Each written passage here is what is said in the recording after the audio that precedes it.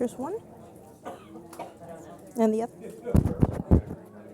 Green. Green. Great.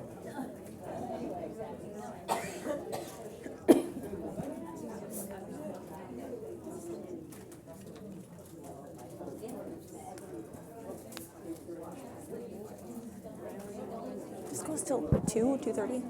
2:30? Does it go to? Yeah. I think so. Okay. But I'd have to put it in, right? Does the pointer work on it? Yeah. Oh, you got to turn it on. Oh, that one.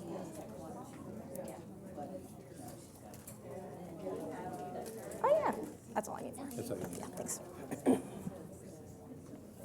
well, thanks for making it into the afternoon sessions. And as Dr. Ludwig says, we went a little bit out of order just so that we could get the demonstration taken care of, and I think a lot of your questions are going to be answered here shortly. I did, before we get started, wanted to, as a token of our appreciation for you attending, I wanted to award two people a voucher from the EMC to you. And these were randomly chosen as Janet Jacoby. All right.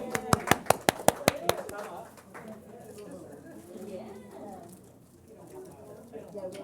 Don't have to be in person to receive the award, but it is better. All right. Thank you very much. Congratulations. Yeah. The second person is Sarah Linden.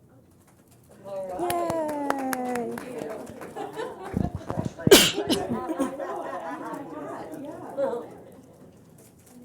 Okay. All right. Well, has everyone made it back up from the arena? Looks like it. Super. Okay, so as a reminder, my name is Elsa Ludwig. I'm one of the surgeons who works here. And today we're going to be talking about upper airway diseases in our X-race horses. So hopefully you'll have a better understanding of what you just saw in the arena after this talk. Go ahead and ask questions during the talk if you have any. Just raise your hand and I'll try to find you. But before we start talking about the disorders themselves, I do want to do an anatomy review because that will help things make a lot more sense, because otherwise it's just pink structures. And then we're going to go over the common airway disorders, the diagnostics, our treatment options, and our prognoses for disorders that affect the pharynx and the larynx. And because oftentimes when horses come and present for an upper airway disorder, they could actually have a lower airway disorder. We're going to talk a little bit about some lower airway diseases just because I think it is important to recognize that they look very similar. So to start, we divide our respiratory system into something called the upper airway and the lower airway. So the upper airway entails everything that starts from the nostrils, the nasal passages, our sinuses, the larynx, and then it goes into that upper portion of the trachea. The lower airway is composed of the bottom part of the trachea, the lungs themselves, the little branches off the trachea called the bronchioles or the bronchi, and then the tiny little air sacules called the alveoli.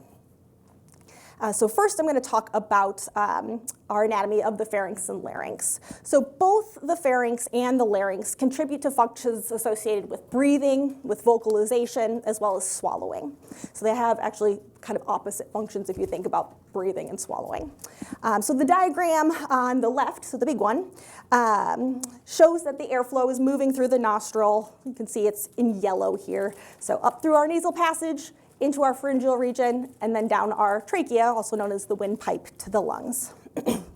So the pharyngeal region itself is this region that's located kind of in the middle, so highlighted in green here.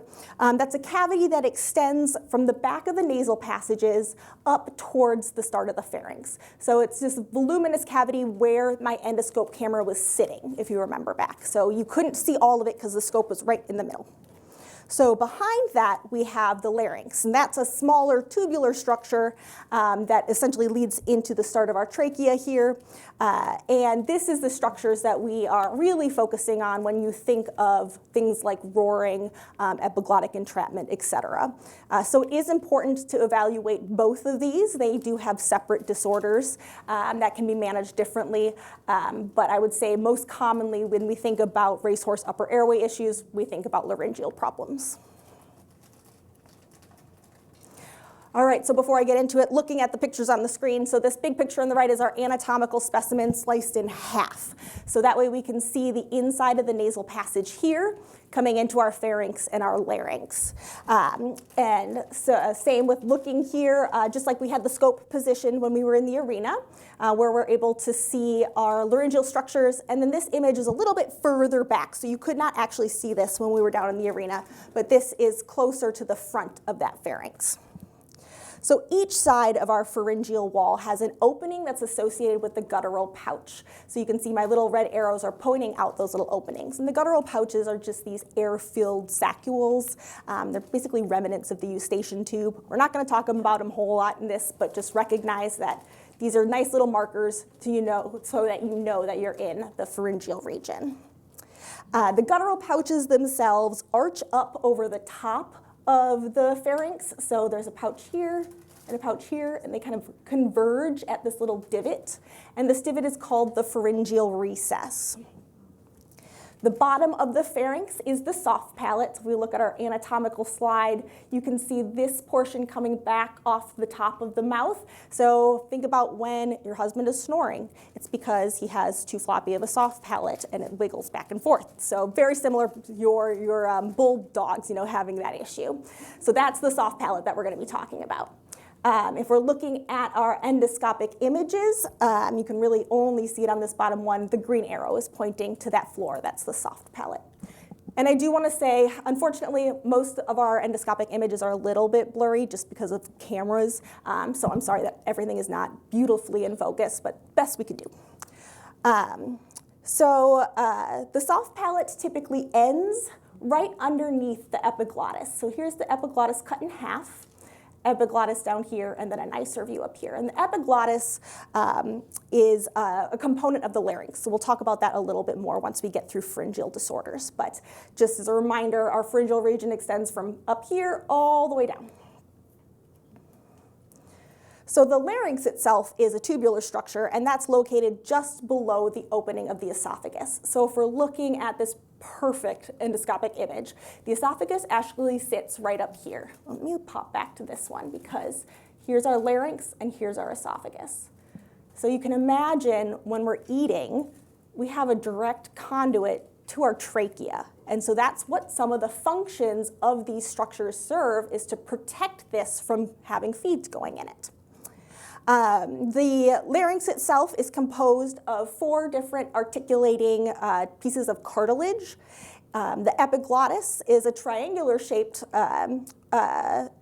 cartilage piece. And so this is the one that functions to flip upwards and protect the airway when you're consuming food. So as the food bolus goes through, this pops up and covers it up like a little bit of a door, and then the food is able to go over the top and into the esophagus. So then there are 2 arytenoids that are located above this triangular epiglottis. So these little guys are the arytenoids, and they're shaped kind of like little commas. And these are our important structures when we think about horses that are going to be roaring.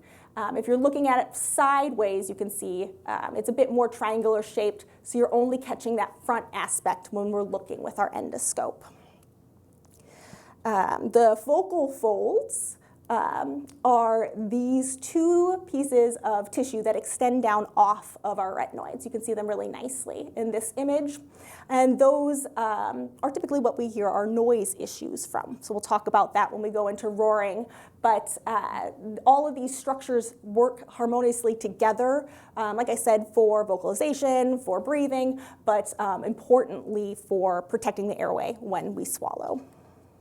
When a horse whinnies, the vocal folds are responsible for that noise. Did anybody hear the recent NPR? Yeah, it was really neat. So Okay, perfect.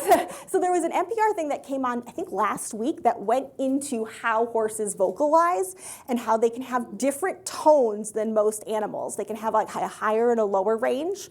Yes, sir. Oh, you remember that? Okay, yeah. And they even went in and talked about why it changes. The sound will change following surgery. So I haven't had a chance to listen to the whole thing. I got through about half, but that was really neat timing.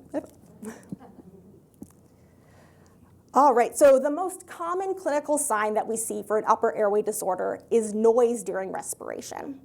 So typically there is really no noise or minimal noise when the horse is at rest, so just standing or walking, but during exercise it worsens.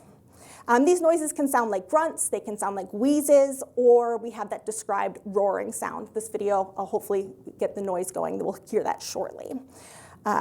So this video does show a horse lunging, and I'm sorry, it is a link, so let's make sure it works. And hold on, I gotta.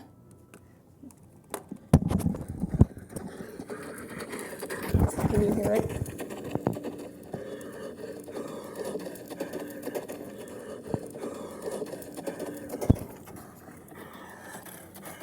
All right, so that is that typical raspy roaring sound that we'll hear when horses are affected with laryngeal paralysis. So because that epiglottis is floppy and in the way, we're having a hard time moving air through the opening of the airway. So these horses will develop exercise intolerance.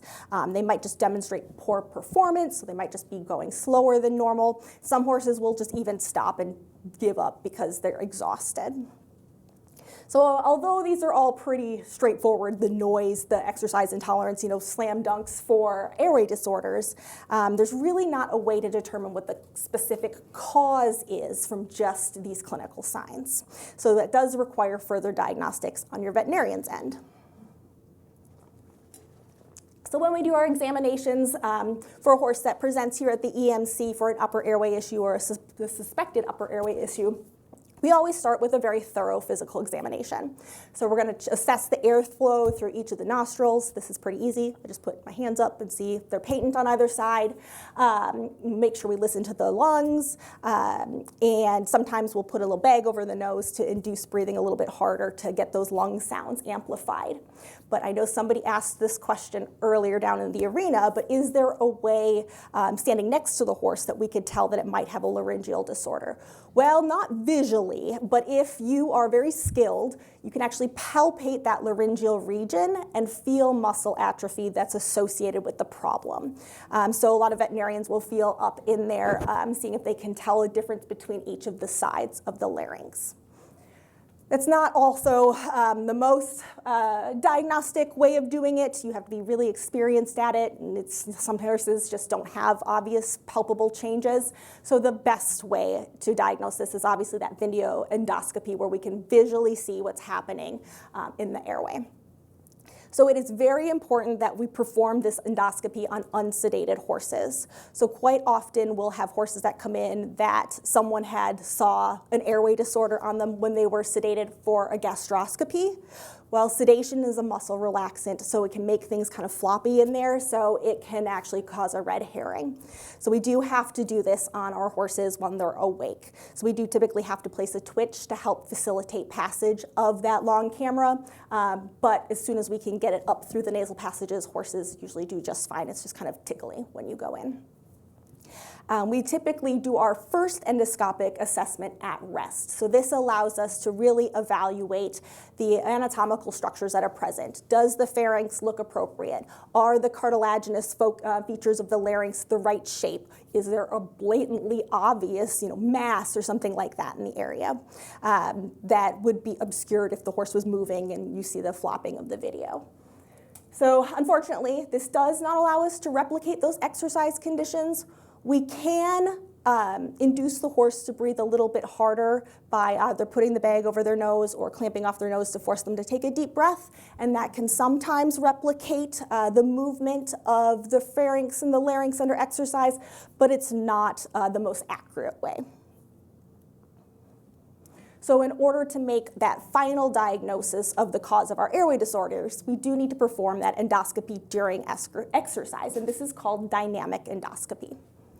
And this is where those laryngeal and pharyngeal structures are moving as the air flows through, as the horse is running, the head position is changing. It's allowing to see those alterations in real time. So originally, we had to perform endoscopy with these big towers that you often will see for gastroscopy. And so we would have to put horses on a treadmill and pass the endoscope in. So the horses would have to be specifically trained to go on the treadmill, get accustomed to it, and then we could run them on it. I'll show you a video in just a second. So the EMC actually has a treadmill. We've since retired it now that we have the other more advanced dynamic endoscope that you saw earlier, but it was heavily used for a long time here for a lot of different research components. But the treadmill itself was really good for the race horses because they're running at full speed. However, it wasn't so great at replicating riding because you don't have the horse in its frame, you don't have it going at slower gaits typically, you don't see it going over jumps. So it wasn't very effective for diagnosis in sport horses. Any questions so far? Okay. So here's that treadmill video of this horse going full out. Treadmills make me a little scared because you can imagine flying off the back of it. But the people who use these were experts in it and use them regularly. So you can also imagine it takes a bit of time to train the horses to get used to this feeling. What's really interesting is my personal horse was on a treadmill for a research project when he was little, but I never got to see it. All right, so as I said, that treadmill endoscopy doesn't allow us to see the differences that riding will do to affect the larynx and the pharynx. So as a result, we've developed these smaller portable endoscopic units that attach to the head like you saw. And when they are used in the normal environment for the horse, it's called overground endoscopy. That's just one of those technical terms. It allows us to put the horse in their normal environment so they act as they normally would. It allows the riders to put them into their typical frame set or a Western horse here. And it allows us to witness the changes of the larynx and pharynx with the rider on board because even rider positioning can influence some of the anatomical structures. So here's a normal example of that dynamic endoscopy. So as a reminder, so we'll go through the anatomy really quick. We have these two comma-shaped structures up here. I'm also sorry if this makes anybody seasick. Those are the arytenoids. So this side is the left side, this side is the right side. We have the opening to the trachea right here. So you can see how the arytenoids will occasionally close down all the way. That's just a normal part of swallowing and breathing itself. And we have the epiglottis located down here. That epiglottis in this video doesn't flip up. I think I have another video where you can actually see it in motion. This video is pretty close up, so you can't see the soft palate very well or any other parts of the pharynx, but it is a nice demonstration of the arytenoids functioning synchronously. So they're able to get pulled from midline back to the wall of the larynx region equally. And we want that to occur because that gives us the greatest amount of space for our airway, thus allowing the best ventilation. All right, so, more specifically to our pharyngeal disorders, remember this upper part of the horse. So when the horse is breathing heavily, we do expect a certain amount of shrinkage of that pharynx. And I think you could witness that a little bit when we were watching Twix, how sometimes it would get a little bit smaller and a little bit bigger, and that's just from that natural motion of the horse. And it's also due to pressure changes that occur with respiration. So remember, there is a component of, physics involved with this, with airflow getting pulled into the lungs or getting expired from the lungs and how that's affecting our anatomical structures. We're not going to get into that, but we do have to take it into consideration. Unfortunately, some horses can have an abnormal amount of collapse. So that's when the soft palate, so this guy down here, collapses upwards, or our pharyngeal walls collapse downwards. So if we're looking at that top image, you can tell that we aren't able to see all of the arytenoids anymore. They should be ending probably up here. They're obscured by our pharyngeal walls. And then this bottom image is supposed to be representing that soft palate being pushed up higher than normal, displacing up that epiglottis and just changing the overall amount, the airflow that can get through the opening to the larynx. So the collapse itself typically occurs during inhalation. So the pulling of the pressure through and into the lungs kind of sucks things shut, like if you were trying to drink a smoothie through a straw. And it can ultimately result in an extreme loss of airway. So it can actually collapse down to nothing. And those are really scary when you see those. Sometimes those warrant emergency tracheostomies from your veterinarian. Typically, they can lead to respiratory distress, as you can imagine. But interestingly, this does not always produce a noise because we don't have flapping structures or airflow that's moving things necessarily. There are several different causes for this.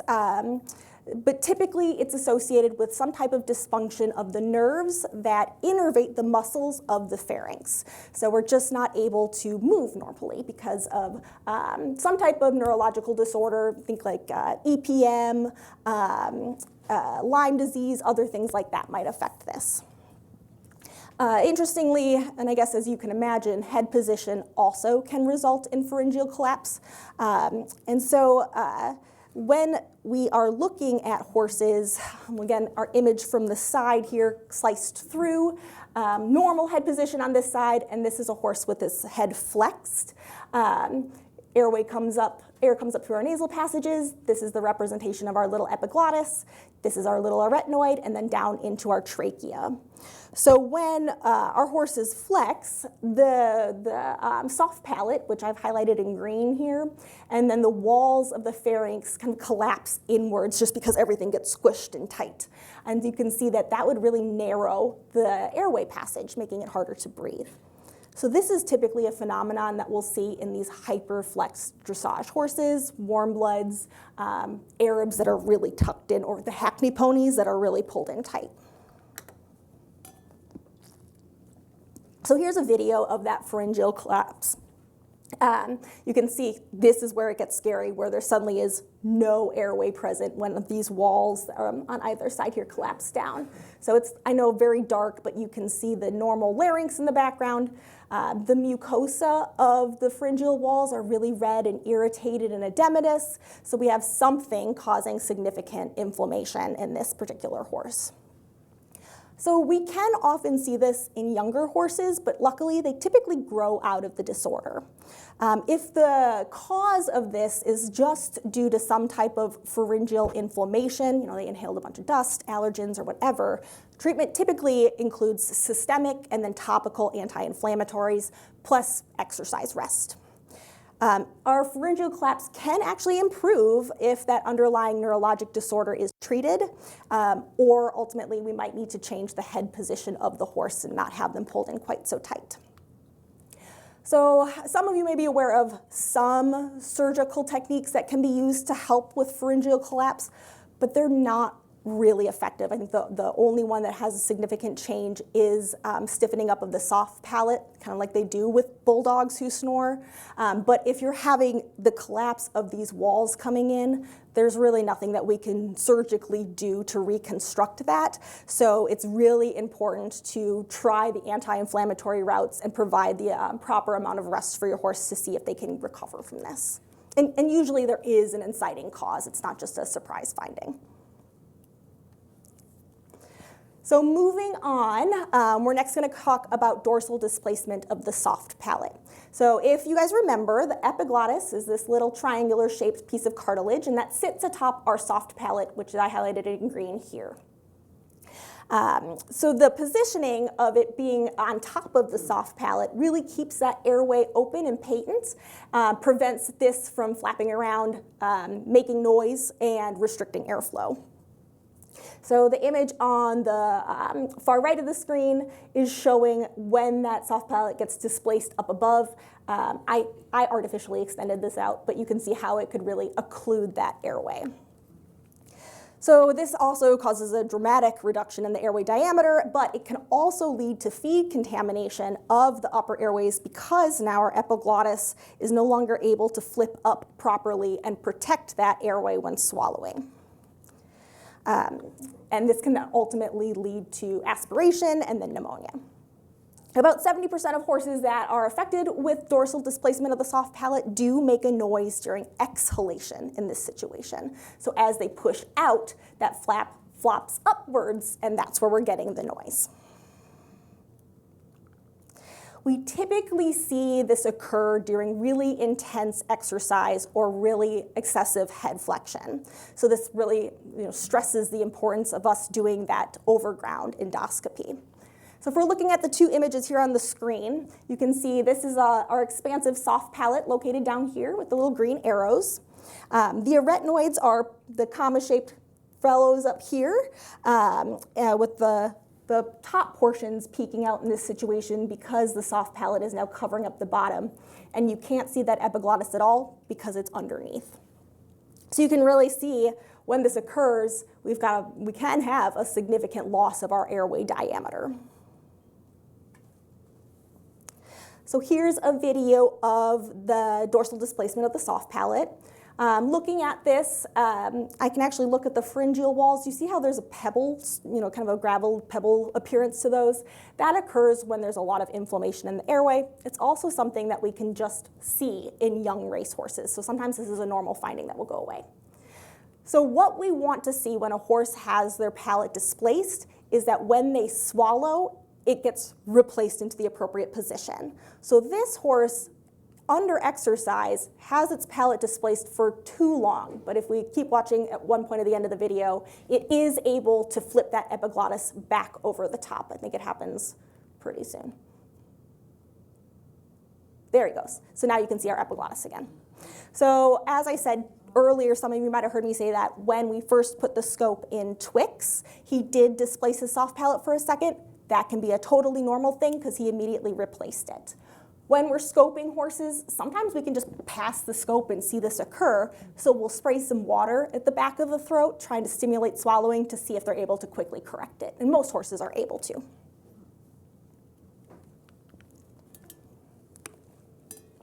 So sometimes dorsal displacement of the soft palate is just due to inflammation. You've got a lot of irritation going on in there. The structures get edematous and they just don't move appropriately. So this necessitates treatments with systemic and topical anti-inflammatories. And when I talk about topical anti-inflammatories, this is a product we call nose spray or throat spray. Have you guys ever heard of that before? So it's usually a proprietary secret amongst the hospitals mixture of medications. It's typically a steroid mixed with some other things that we actually spray up into their nose to help reduce that inflammation locally. A lot of horses are really resentful of this, so we typically have to supplement with oral steroids to help reduce that inflammation. Sometimes we can have, oh yes? I'm just curious if we're maybe a little bit, but why do they get inflamed to start with? There's no trauma or anything. Yeah, that's a great question. It can really vary sometimes, and I kind of briefly mentioned it, but sometimes if they're riding in a really dusty environment, if a respiratory virus just went through the barn, let's say they just had a choking episode not too long ago and they had to cough a lot and they have all this inflammation, sometimes we can see that secondary. Sometimes we have no idea why they're inflamed. I would say a lot of times we don't know why they're inflamed, and your guess is as good as mine. When horses are significantly underconditioned or unfit, we can see displacement of the soft palate simply because those muscles aren't working appropriately. So this can resolve with time, with appropriate nutrition, and then with good training. One thing that we commonly see as one of the main components of medical treatment, and maybe some of you have seen this, are tack modifications that can help with the position of this soft palate. So most commonly, we'll see people use a figure-8 noseband. And this is done to keep that mouth shut. So if the horse is one of those horses that likes to go with their mouth open or with their tongues out, that can actually change the airflow dynamics and cause that soft palate to push up and over the epiglottis. So by closing their mouth, holding it shut with the figure-8 noseband, that can sometimes fix the problem in horses that have it because of that. There are certain types of bits that can be used. This is called a Serena song bit, and you can see this big flange in the middle. The theory behind it is that's going to actually push down on the back of the tongue, and that's going to then reduce the tongue from pushing up and popping that soft palate upwards. And then, as many of us know, I would say a pretty common thing on the racetrack is a tongue tie. So instead of using a figure 8 noseband, instead they will pull the horse's tongue forward and tie it into that position again so it can't push back up on the soft palate.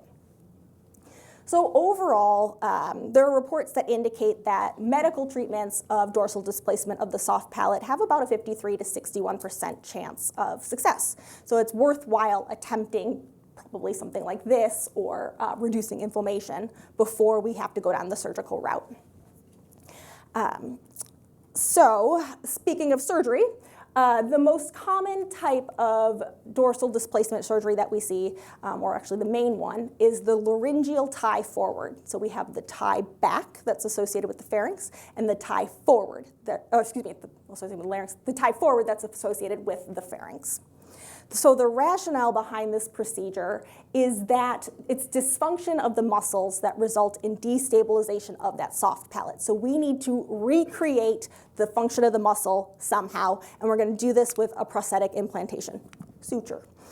So understanding a sedation or under general anesthesia, your surgeon will then place a suture that actually bites through the bottom part of one of the components of the larynx and attach it to another structure more forward, and it pulls, so it elevates that larynx up and pulls it forward, bringing it into a more appropriate position to replicate the muscle function to then help prevent displacement from occurring. So overall, it has a success rate of about 60 to 86%, and it varies depending on the severity of the disorder and the discipline of the horse. Yes, ma'am? Can that be a congenital issue, and can it be a congenital issue that they outgrow? So we don't have any data behind the genetics of it. A lot of times we don't know why they have these conditions, any of these conditions in general. But yes, horses can outgrow this. We often see it in younger horses, 2-year-olds, but by the time they hit 3, they have typically outgrown it. Again, I think it's just some of the strengthening and getting fitter and having the right nutrition. So next, moving on to laryngeal disorders, which are that tube of cartilaginous structures. We're going to start with our main area when we think about horses who need airway surgery, which is laryngeal hemiplasia.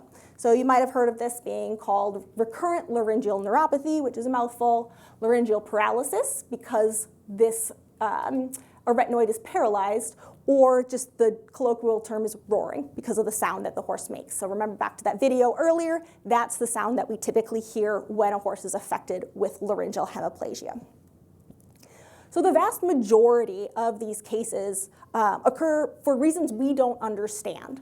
What we do know is that the left laryngeal nerve, or the LLN, innervates the muscles that allow this arytenoid to get pulled back. When it's pulled to the wall, it's called abductions, what's pulling away. So when this nerve fires, it triggers the arytenoids to open. So for some reason, this nerve has been either damaged or improperly developed, inflammation, something like that is preventing it from doing its job. So when we have that loss of innervation, we have this flopping arytenoid that results. And you can see that it really does reduce the airflow that can go through the opening of that larynx. So you can see with our little arrow, it's collapsing in. So this most typically affects the left laryngeal nerve. However, it can happen on the right side. And you can actually sometimes see it bilaterally, and that's a big issue. So this horse has bilateral, this is not hemiplasia in this situation, bilateral plasia. If you have a horse that's affected with it bilaterally, we can do a tie back on one side. You cannot do it on both sides because you can't protect your airway. And a lot of these horses just need a tracheostomy to breathe appropriately. But the vast majority of our thoroughbreds are going to be affected with the left laryngeal hemiplasia.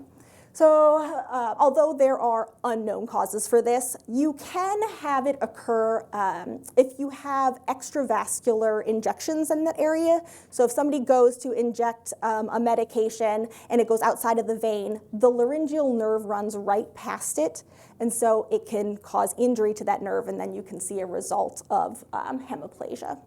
Yes, ma'am? Is the left side because of like racehorses, track, or is it? It's not. So some of it has to go into development, so embryologic development. I won't bother with that. But the way that this nerve arches down over the aortic arch, lots of little components, and that might be why it occurs more frequently. It's a great question, though.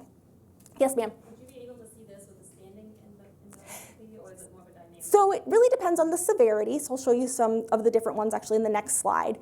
So this horse looks like it's probably standing because it's a really nice clear picture. Same with this one. So sometimes, yeah, it can be blatantly obvious. And like I said, we can try to induce them to take a deep breath during standing endoscopy. So if you do recognize this on an unsedated horse during standing endoscopy, your horse has it. It is ultimately a progressive disorder, so it can start out as a lower grade and advance as time goes on. So how we diagnose this, so as I mentioned earlier, we can do laryngeal palpation. So here's an example of a veterinarian performing that. And what we're doing is feeling for the muscles that are associated with the arytenoids on either side. And we're trying to compare the size of those muscles, because if the muscle is not properly innervated by the nerve, it atrophies. So sometimes you can tell, okay, the right side feels bigger than the left side, or some structures of the larynx are more prominent on the left side because it doesn't have the same amount of coverage to that area. Before we had extensive use of overground endoscopy, some people were performing ultrasound of the area, and again, this is to look at the muscles. We can compare the thickness on ultrasound, but ultimately endoscopy is our gold standard. This grading scale can vary depending on country, depending on who you studied with, but the grading scale that I'm most familiar with is this 5-level grading scale, where 1 is considered more normal. So you can see the arytenoid here is able to abduct back over to the hypothetical pharyngeal wall. And 5 is the worst, the bad one, like we saw in the previous picture, where it's just flopping, sitting there, doesn't move at all. So here are some actual examples of those. Again, I'm sorry how red they are. It's just the best that we can do. So in our grade 1 normal horse, that arytenoid is all the way over to the pharyngeal wall here. This one's kind of tough to see with the glare, but you can see how the arytenoid becomes floppier and floppier as we progress through the grades, and how our airway opening becomes smaller and smaller. You can also see that the vocal fold that attaches is becoming a little bit collapsed, and we'll talk about that shortly too. But that is something that is a component of the noise that we hear. So here's a dynamic endoscopy video depicting a grade 5 laryngeal hemiplegia. So the arrow on the screen is pointing to the affected arytenoid, and you can see this horse is moving because we can see how much motion is going on. That arytenoid is not moving. So we know that this is pretty severely affected, and this horse would require a tieback.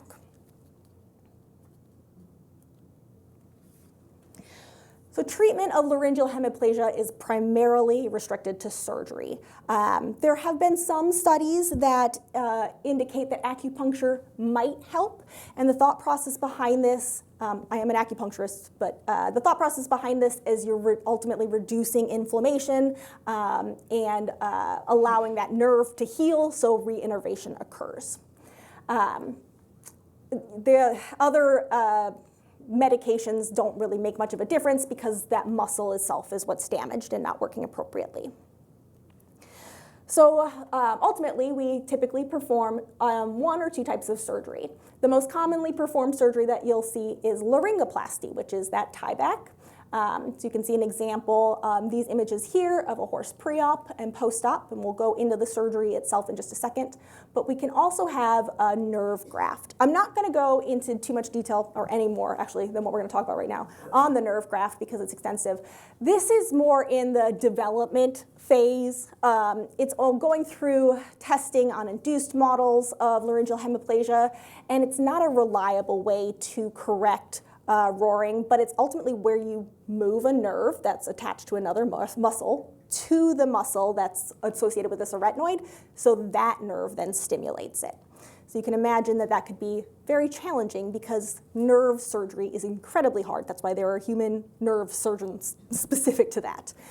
So it's not one of our commonplace surgeries, but it is something that you might hear about. So that surgical replacement that is most commonly done is called laryngoplasty. And this is performed either under general anesthesia or, more commonly nowadays, it's done under standing sedation. So our horses are pre-medicated with their antibiotics, with their sedation. They're put into standing stocks. You guys, I think, saw our stocks here. Beautiful. And their head and neck are extended out with the chin resting on this stand. We have this neat sleazy attached to this horse because that really helps prevent hair from falling in.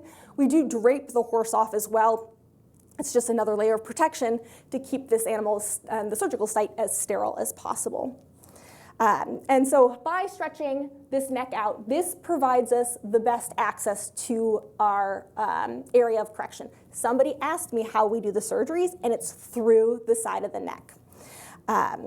So the surgery is done aseptically, but you can see how close we all have to get in order to do it appropriately. This is our intern, Lauren, who is very tall, and she had to stand like this the entire time, and I don't know how she did it, to hold things and keep them sterile for our two surgeons performing a tieback. This is Rosie. She's the one who helped me outside. She's wonderful. So looking at our anatomical specimen here, suture is placed through the arytenoid cartilage. So this is my fake suture highlighted in green here, and then tightened. So it's pulling the hinge of the arytenoid over to pull that arytenoid tight to the side of the larynx and pharynx. So while we are actually placing that suture and tightening, we have an endoscope passed into the horse's nose so we can see the changes that we're making. So we'll take it from sitting here to pulled over tightly. We often actually tighten these a little more than the normal position because following recovery period, the suture will actually loosen a little bit. So after a month or so, it will resolve being overly tightened and just kind of sit in the exact spot that we want. So that's why sometimes we'll have horses initially coughing. Did that answer the question for the person with surgery? Perfect. So there are several other surgical procedures that either can be performed in addition to laryngoplasty or sometimes separately from them and done to help improve the airway dynamic, but ultimately to reduce respiratory noise. So as I showed you in that picture earlier, when you have laryngeal hemiplasia, that vocal fold kind of collapses down because it's not being held tight anymore. And this contributes quite frequently to that noise we're hearing. So in certain populations of horses that aren't athletes, like draft horses perhaps, who develop this disorder, may require just resection of that vocal fold to fix the noise problem. So this is called a vocal chordectomy. This is done via laser excision, so again, done on a standing sedated horse. We pass our endoscope up into the nose, and you can see here we pass an instrument to grasp that vocal fold right here. It makes a little V on either side. And a fancy surgical laser is thus passed through our endoscope and used to incise off a portion of that vocal fold. So you can see here at the end where that would have been remaining. So that might be enough to fix that sound issue. Another way to try to help reduce respiratory noise is to surgically excise a portion of the tissue that's located right behind the vocal fold. And this is a procedure that's called a ventriculectomy. And then when we combine the two, we call it a ventriculochordectomy, which is just yeah, exactly. So these can be done to just help reduce any bulk of tissue that's hanging in the way. Each surgeon has their own combination that they'll do. My preferred method is I'll do a laryngoplasty as well as a laser cordectomy. I'll do the laryngoplasty first and then immediately laser off the cordectomy. But some people will do all three. Some people will just do one. It really varies with how you were taught, what you're comfortable with, etc. So here's an example again of that standing laryngoplasty being performed, and this is my only gory picture of the incision that we make through the skin. Surgeon's fingers are coming in here, and you're reaching into a very dark hole to try to pull that larynx over so you're able to place that suture in the appropriate bite. So we have a very small window that we're working through to try to correct that hemiplasia. So the success rate for this type of surgery in sport horses is ultimately much better than in race horses. And I mean race horses who are actively racing, not your retired race horses. And this is because even with our surgical correction, there is some degree of respiratory limitation. So you'll never be able to have it back to normal, to perfectly normal. So your horse will have some ventilation issues during high-speed exercise. When laryngoplasty is combined with either cordectomy or that ventriculocordectomy, the respiratory noise is eliminated in up to 72% of treated sport horses, which is typically their primary complaint, and about 88 to 95% of these sport horses return to their full level of work.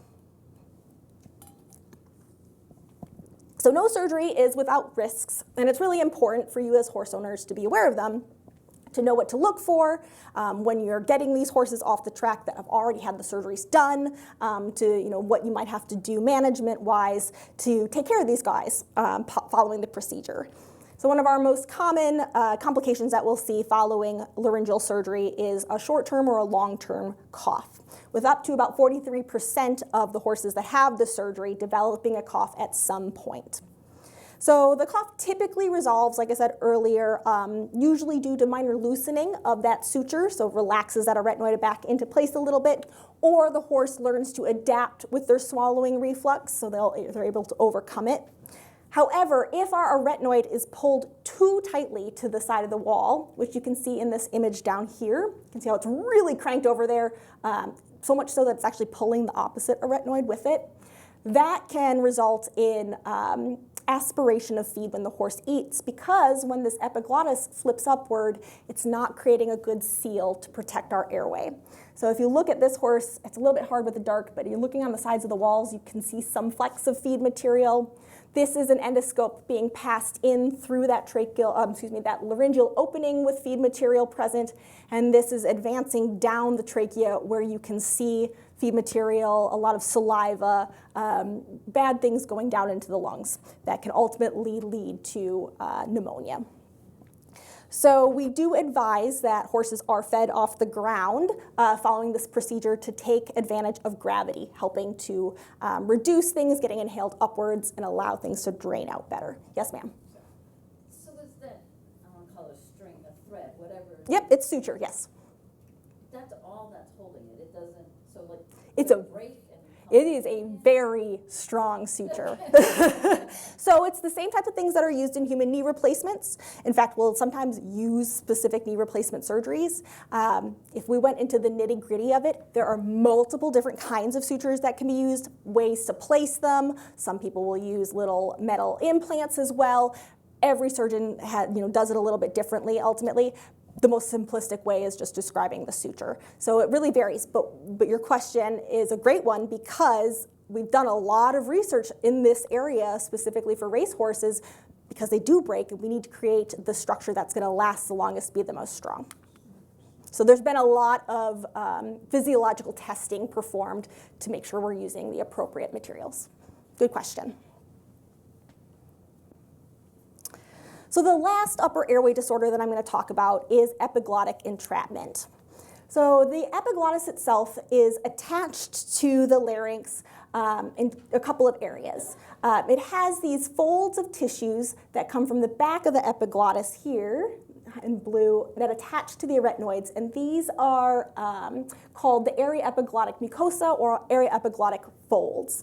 And these can sometimes develop and be really floppy, when it kind of acts like a hinge. When the epiglottis flips upwards, it will typically accordion in. Oh, I'm so sorry. I can move over. It will typically accordion shut, but if it's too floppy, it can result in the epiglottic entrapment. And then the epiglottis is also attached to the bottom portion of the pharynx, that soft palate, with a subepiglottic mucosa. So sometimes the subepiglottic mucosa, in combination with kind of longer area epiglottic folds, can actually flip over the top of our epiglottis, and that causes the entrapment. So we'll see it, sometimes partially entrapped, like you can see in this image here.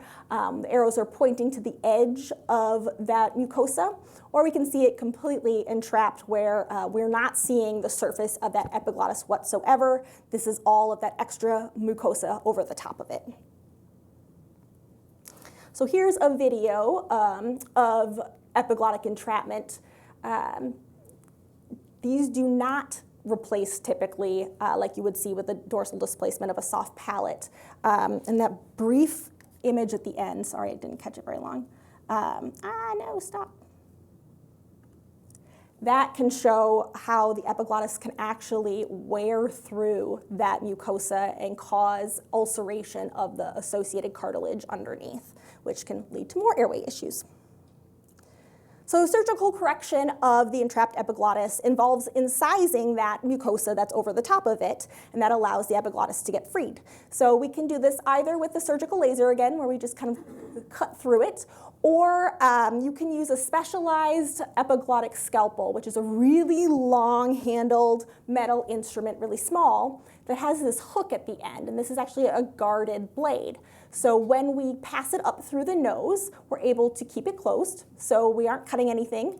We're able to then hook it through that little flap of tissue and then pull. A lot of times we'll close it again afterwards. This one doesn't have that back aspect that you can see, but that will just slice through that mucosa and result in our freed up epiglottis.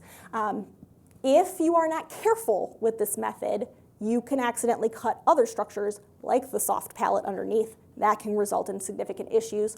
Or with the laser, you could burn some structures, so it is very important that this is done by a surgeon. Most horses do really well following surgery, and very few have recurrence of this because you'd actually have to basically regrow that mucosa. All right, to wrap things up, I'm going to talk about lower airway disease. So quite frequently when we see horses here at the EMC that are coming in for an upper airway exam for something that they suspect is related to the larynx or the pharynx, after we do our whole workup, we do our endoscopy, we might find it to be totally normal. And so lower airway diseases, so things like exercise-induced pulmonary hemorrhage, which is EIPH, bleeders, or asthma, can induce very similar signs to upper airway disorders. So it can be really hard to differentiate the two without doing your complete endoscopic exam. And with horses that are affected with asthma, this can be so severe that it can actually cause some of the inflammation of the upper airway region. So what you had asked about what causes inflammation of the pharyngeal region, one of the causes right here, and that can then cause things like dorsal displacement of the soft palate that's secondary to the actual issue of asthma. So usually when we find nothing wrong on our laryngeal and pharyngeal exam, then I call in my internal medicine team to come and take over the rest of this because there is no surgery that I can do. So I'm going to do my best to explain a little bit between the two different disorders, but just remember I'm a surgeon, not an internist. I did reference a lot of medicine materials, but still. So when we have horses that are affected with EIPH, these guys present with some blood trickling from a nostril, typically after hard work. Strenuous exercise induces the hemorrhage because of subatmospheric pressures within the lungs and those tiny little air saccules, resulting in capillary rupture. When we perform endoscopy on a horse that just was worked really hard, we might see blood within the trachea, we might see some streaks of blood down lower in the airway, but oftentimes we're getting these horses when they haven't been exercised, they come to the hospital, so sometimes we don't get to see any of these findings that would indicate that they have EIPH. The internist will also like to perform thoracic radiographs or ultrasounding the lungs, which can help determine if there are any other obvious changes present to help make that diagnosis. So I'm sure lots of you already know this, but EIPH is typically treated with the administration of a medication called furosemide. So furosemide works, it's given to the horse prior to exercise, and then it results in a decrease in the capillary pressure within the lungs by actually about 15 to 20%. So it reduces the risk of those rupturing and reduces the risk of hemorrhage. There are a variety of other medications or supplements or herbals or whatever that you may have heard of, but these really aren't well researched, so I can't say that anything works better than the other. Ultimately, I would refer you to discussing that with our internal medicine team. But I would say the more common lower airway disease, and honestly, this is, I would guess maybe about 60% of the horses that come in for upper airway stuff actually are affected with asthma. So you might have heard this called Yeaves or recurrent airway obstruction, but it's typically characterized by chronic coughing. You can see increased airway secretions, so you might have some nasal discharge, abnormal breath sounds, increased respiratory effort. You can even see exercise intolerance. And typically these clinical signs will worsen when a horse is exposed to dust from hay, bedding, a really nasty arena, or also during the winter when our horses are housed more often inside. So if we don't find anything on our upper airway exam, I'll then pass the horse off to our internal medicine team, and they'll typically perform this subset of further diagnostics. So they like to perform a complete blood count, so they'll do some blood work to assess for any inflammation systemically, looking for some specific cells that might indicate this is asthma. They'll also perform tracheal endoscopy, so we probably didn't pass our scope all the way down into the trachea when we were doing our upper airway. So they'll go down lower to look for any signs of tracheal inflammation like you can see here. Here's some of that increased secretion, so moisture and things from the lungs are now pooling in here. Sometimes we'll see purulent looking material. We'll also take chest radiographs. So I think you guys walked by radiology. So here's an example of us using our very large x-ray machine. Horses are very thick, so you have to have a really high-powered generator to penetrate into the lungs. This is demonstrating some of the changes that we'll see in the lungs. On x-rays, air is black. This should be more black. This is a lot of fibrosis present from asthma. And then one of the main diagnostics that they like to use is something called a bronchoalveolar lavage. So bronchoalveolar lavage is also called a BAL because it's way easier to say. And this is performed by passing a tube down through the trachea and all the way down to where the trachea actually bifurcates to branch off into each of the lungs. We then infuse sterile fluid in through this tube, and that will kind of move around at the base of the tube, allowing us to collect a sample of any secretions in that area, which then we can take to our lab and they can assess this for the different cells present. And certain cells are really indicative of your horse being affected with asthma, just because of the inflammatory response. So we'll look for those indicators. Sometimes we'll get a slam dunk with this. Sometimes we'll just have some minor changes, but it is a pretty critical component of diagnosing asthma. This procedure is performed really quickly on your sedated horse, and we typically get results back in an hour. So the most significant changes that occur to help improve horses that are asthmatic is environmental modifications. So this means feeding low dust forage. You might have to spray off or mist down your hay, feeding your horse on the ground, so similar to horses that have a tieback, so we can take advantage of gravity and dust can flow outwards. Housing your horse outside or in a well-ventilated area as much as possible. Using low dust bedding or sometimes wetting really dusty bedding down. And I think pretty significantly storing hay away from horses. So a lot of times, usually smaller barns, we have a hay loft that's above the stalls. That can be a huge inciting problem for horses that are asthmatic. So having a different hay shed is ideal. Some horses do require occasional courses of steroids when they have asthmatic flares, but for really severe cases of asthma, we will prescribe medications like corticosteroids, bronchodilators, mucolytics, so things that break up the extra secretions, things that allow the airways to expand a bit more to help move things through and then ultimately reduce the inflammatory response present. These medications can be administered orally, so systemically, or some of you may have seen inhalers being utilized, or most effectively is a nebulizer where we actually mist the medications directly into the airways and they get breathed in and absorbed better. So to wrap things up, we can take home that respiratory noise has a lot of different causes and you can't just tell by looking at it. So we really do need to perform a thorough examination, and that diagnostic gold standard is our dynamic endoscopy. Upper airway surgeries are quite common, but they do have some limitations, so it's really important for you as horse owners to discuss this with your surgeon and just be aware of them so you don't have any surprises. And then, of course, should our upper airway exam not have any findings, we got to check the lower airway. So on that note, your veterinarian and the specialists here at the EMC, we're here to discuss the pros and the cons of the different treatment options available, and that way we can help you determine what's the best course of action for you and for your horse. So we have to do this as a community. Yes, ma'am? So when you do the tie-back surgery, like Twix, and he had the cough, Yes. How do you treat that? How would you treat that? So that's where we talked about you have to put the hay on the ground.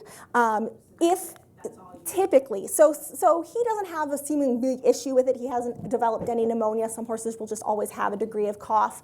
So we really always encourage feeding on the ground. If it is too tight, so if we're having issues like feed material coming out of the nose, progressing to pneumonia, that's where you might have to release that suture. But at this point for him, he's not having a significant issue. We'll just ignore it. So this picture I stole from Dr. Megan Marchitello. She was out on the farm performing dynamic endoscopy, and this is a steeplechase horse here, so you can see that we can go and put the horse in their normal environment to get the best diagnostic imaging. Any other questions? All right, thank you.